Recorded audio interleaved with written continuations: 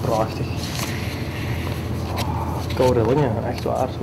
Het is even slikken voor vrienden van Florent Pevé als ze het album in handen krijgen.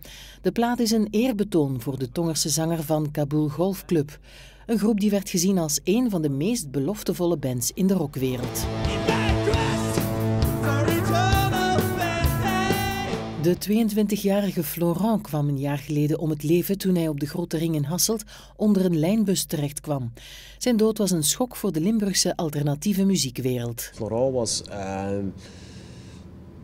jong, heel jong en heel gedreven, heel beloftevol.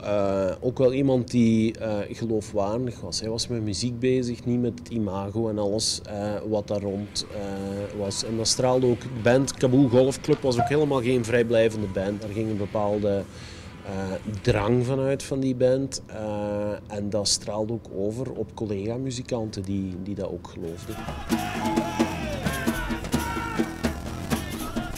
Kaboul Golf Club was een prettig gestoorde groep. Dat ondervonden ook onze collega's van Studio TVL. Maar na de dood van Florent stopte de groep ermee. Nu is er dus dit album, met niet alleen de nummers die Florent schreef, maar ook coverversies van andere Limburgse bands. De voorbereidingen voor dit project gaan al lang mee.